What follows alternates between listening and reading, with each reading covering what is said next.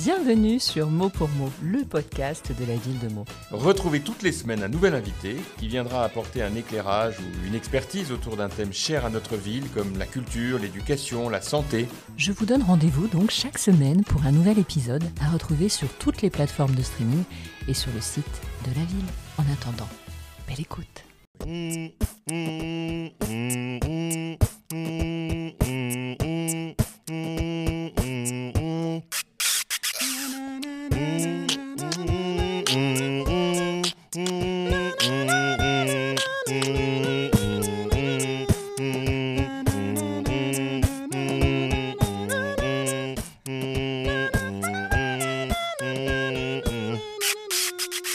C'est mot pour mot. Et c'est billet d'humeur en fait pour mot. Voilà. Ouais. Génial, super Ok. intro. Donc voilà, vous l'avez deviné, c'est Billets d'humeur qu'on reçoit spécialement aujourd'hui pour ce podcast qui a lieu dans le cadre du concours de l'excellence, puisque cette année vous êtes parrain du concours. Qu'est-ce que ça signifie pour vous d'être parrain de ce concours? Qu'est-ce que vous avez envie de transmettre aux participants de cette édition? Alors déjà être parrain c'est toujours une fierté. Généralement pour des causes comme celle-ci. Là, que ça se fasse à Meaux et que ce soit pour le concours de l'excellence, ça prétend presque qu'on a réussi ce qu'on a fait. T'en penses quoi, Alan, toi? Ouais, ça nous donne ça nous donne de la valeur en fait, nous qui sommes Meldois et qui avons déjà beaucoup joué partout en France. Là, c'est une reconnaissance de venir sur nos terres finalement et de représenter le pays de Meaux. Ouais. Alors justement, on va parler de votre parcours. Comme vous l'avez dit, vous êtes du territoire. Vous avez grandi à Crégis-les-Meaux, je crois, c'est ça? Exactement. Ouais. J'imagine que vous avez fait votre scolarité à Meaux, du coup. Ouais, surtout le lycée. Surtout le lycée, Vous ouais. étiez où au lycée? À Pierre de Coubertin. D'accord, ok. Vous avez des parcours très différents. Il y en a un qui a fait des études de cinéma, je crois. Oui, moi j'ai C'est une ça licence de cinéma. Ouais. Donc la musique, c'était pas d'emblée ce que vous aviez projeté? Non. La musique, vraiment, pour nous, c'est Mo qui nous l'a donné, y compris notre nom de groupe, parce que c'est des potes qui nous ont inscrits sans trop qu'on le sache au concours de Jeunes Talents Mo. Mhm. Et en fait, on a voulu honorer leur culot, on va dire. On a voulu relever le défi et et finalement après on a gagné ce concours-là. Donc c'était le début de Ouais, mais au bout de la deuxième année. édition. quand même. Ouais. C'était le début de l'aventure, vraiment? Ouais, complètement, parce qu'avant ça, nous, on faisait que de la musique sur notre ordinateur et ça restait vraiment entre les murs de notre maison, quoi. Vous aviez pas osé vous lancer? C'était pas un truc que vous aviez projeté? Non, Non, pas non, du non. tout. Nous, c'était le foot et rien d'autre. Hein, jusqu'à- Ouais, de base c'était le foot. D'ailleurs, on a joué au CSMO. Ouais. Donc oui, c'était beaucoup le foot. Et bien sûr, dans les victoires qu'on avait dans le vestiaire, on faisait du beatbox. Et c'est de là, en fait, que tout a commencé. C'est Oui. ce que j'ai lu. Vous avez commencé dans les vestiaires du foot, donc c'est assez drôle. Alors, vous avez gagné un concours quand même dans le métro, j'ai lu. Ouais, c'était les musiciens du métro. On donnera pas la date parce que ça fait un peu longtemps quand même. Mais on l'a gagné. En gros, on était mis sur Internet et il y avait des votes, etc. Et il se trouve que ça nous a propulsé à l'Olympia aux côtés de Oxmo Puccino, Clément Verzé, Tété, Mathieu Chédid. Et ça a été une vraie reconnaissance pour nous. Là, ça a été à ce moment-là qu'on s'est dit peut-être que ça va devenir notre métier en fait. Ouais. Est-ce que c'est un passage, j'ai envie de dire, indispensable aujourd'hui, ce genre de tremplin comme le concours de l'excellence? C'est un conseil que vous donneriez aux jeunes? Le conseil qu'on donnerait, c'est d'oser, en fait. Parce qu'en fait, nous, on est passé devant une affiche qui proposait ce concours-là. On a relevé ce défi-là. Mais c'est plus d'oser, de tenter des choses un peu différentes, ouais, des parcours différents. Et après, pour répondre exactement à votre question, oui, aujourd'hui, on a le sentiment que les réseaux sociaux, c'est finalement un tremplin. Donc, un peu plus facile parce que en apparence, on a l'impression qu'on n'est que dans notre chambre et que voilà. Mais au final, on est jugé sur la place publique un peu. Donc, pour nous, c'est un passage obligé d'être jugé aujourd'hui. Ça va avec ce métier. Ouais. J'ai l'impression, vous arrêtez si je me trompe, il y a eu un peu deux temps forts dans votre carrière. Il y a eu donc effectivement ce concours, ensuite une ascension fulgurante. Vous signez avec Universal, je crois. Et ensuite, vous quittez Universal. Et vous redémarrez sur les réseaux sociaux avec TikTok au moment du Covid. Ouais, exactement. Parce que, en fait, quand on signe chez Universal, nous, en fait, en tête, on a le fait de... Enfin, on se dit, bon, on est des compétiteurs, on remporte les trucs. les tremplins et tout. Nous, on veut signer dans la meilleure maison de disques. Sauf qu'une fois qu'on signe en maison de disques, on se dit mais pourquoi on a signé en maison de disques? Et là, on comprend le métier. Et de là, ça change un peu toute notre façon de comprendre la musique, quoi, de faire de la musique même. Oui, ce qui était une passion est devenu un métier en fait. Donc signer donc un rêve, donc signer en maison de disque. Et là, on se rend compte de l'envers du décor, du travail qu'il y a à fournir en plus en fait, et de l'indépendance aussi qu'il faut avoir financière et tout ce qui va avec. Oui. Et surtout TikTok, ça nous a, enfin, on trouve. Aujourd'hui, c'est souvent les anciens qui critiquent ce genre de réseau. Mais finalement, il n'y a plus de barrière, il n'y a plus de directeur artistique qui dit s'il aime ou pas. Ouais. C'est vraiment un public qui juge de si ça vaut le coup ou pas de suivre cet artiste. Ça bride un peu la liberté de signer avec une maison de disques, j'imagine, parce qu'il faut être un peu standardisé aussi. C'est une bonne question.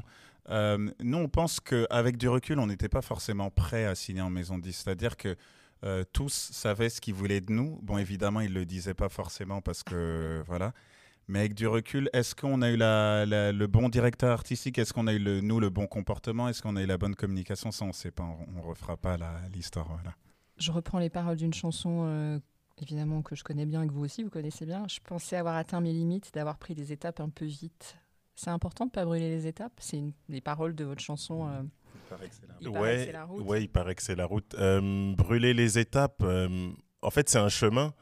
Parfois, on les brûle et on se rend compte qu'effectivement, en regardant derrière, on n'avait pas fait l'étape 1, 2, on passe à l'étape 3. Ouais. Donc, pour nous, c'est important de ne pas les brûler.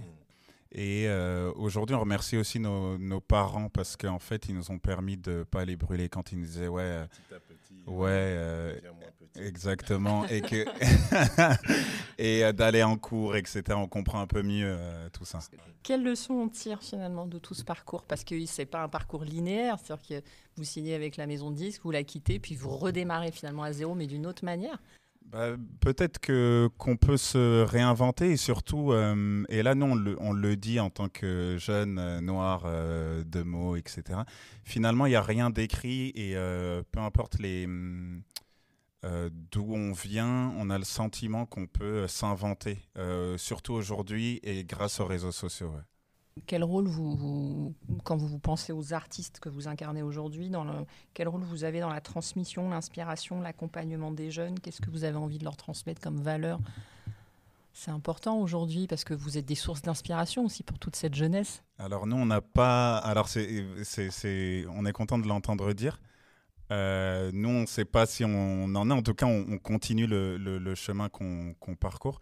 Nous, on a envie finalement de...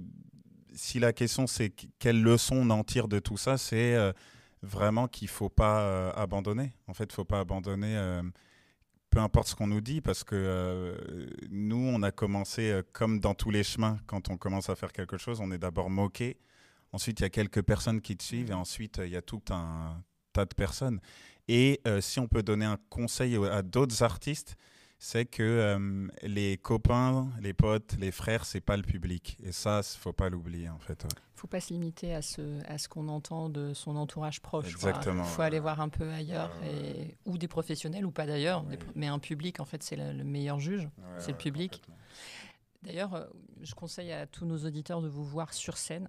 Parce que Billets d'humeur en live, c'est pas du tout la même chose que Billets d'humeur sur Spotify ou sur Deezer. C'est un autre métier. Ouais. Vous êtes des vrais artistes de live. C'est ce que vous aimez faire, le live? C'est vraiment votre cœur de métier? Oui, le live, c'est l'approche avec le public. C'est vraiment un métier qu'on a beaucoup travaillé aussi, parce que c'est beaucoup de travail, le live.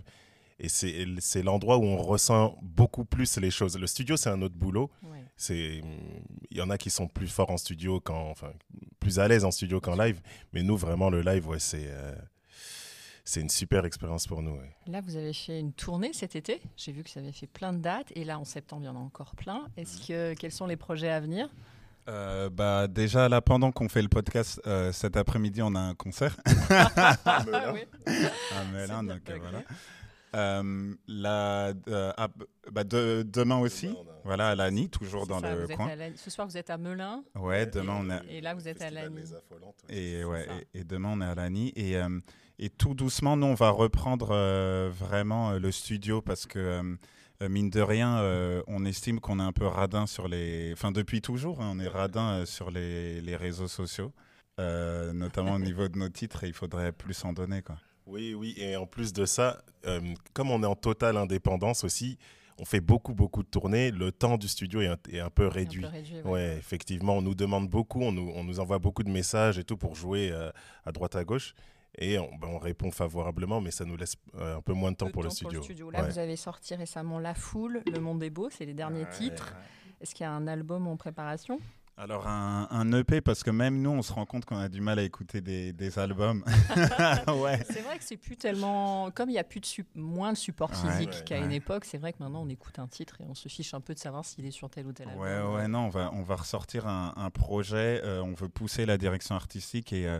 En fait, notre frustration jusque-là, c'était que nous, on a envie d'enregistrer avec des foules, un peu comme on fait en live, etc. Et on pense que là, on a un petit club de supporters qui est chaud pour nous accompagner. Donc, enfin, voilà. Génial. Bon, une dernière question pour revenir au concours de l'excellence. Qu'est-ce qui fait la différence pour vous entre un talent juste prometteur et un talent qui réussit ? C'est une super question. C'est quoi la recette pour réussir ? Pour nous...